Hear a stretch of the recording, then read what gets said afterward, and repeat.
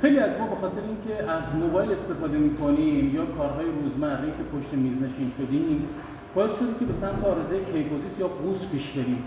یه سری حرکات خیلی ساده میتونیم انجام بدیم که کمک بکنه عضلات قدام، عضلات جلویی که در واقع کوتاه شده بلندتر بشه و عضلات پشتی یا خلفی که یک مقداری ضعیف شده بلندتر بشه، جمع بشه، تقویت بشه تا این آرزه برطرف بشه. یادتون باشه آرزه کیفوزیس فقط بحث تناسب اندام و خوش‌تیپی نیست، بحث اینه که عملکرد قلبتون، ریه‌هاتون رو تحت تاثیر قرار میده. چرا؟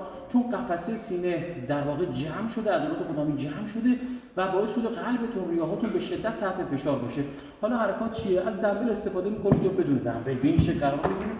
بگیرید بچه‌ها همراه بشید، دست راست، سر پایین، 1 2 3 4 5 6 7 نگهش دار.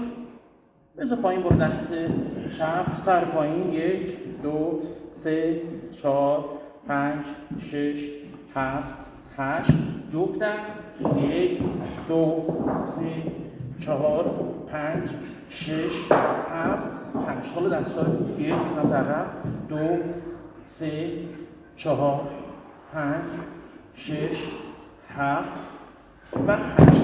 دستا رو بیارید کنار بدنتون. حرکت کبرا، 1 2 3 4 5 6 7 نگهش دار، 8. عالی. مکس میکنید، نگه میگیرید، میایید پایین. حالا حرکت سوپرمن، دستا کشیده، سر پایین، دست و پا همزمان با هم میاد بالا. 1 2 3 4 5 6 7 مکس کن، نگه دار. حالا برو حرکت شنا، برو ماشاءالله. 3 4 7 8 9 10. بسیار. دست بیار که داره بدنت، بیا بالا. 1 2 3 4 5 6 7 نگهش دار. عالی. بیا بالا، مکس کن. خیلی خوب. 8 تکرار. 1 2 3 4 5 6 7 8. عالیه.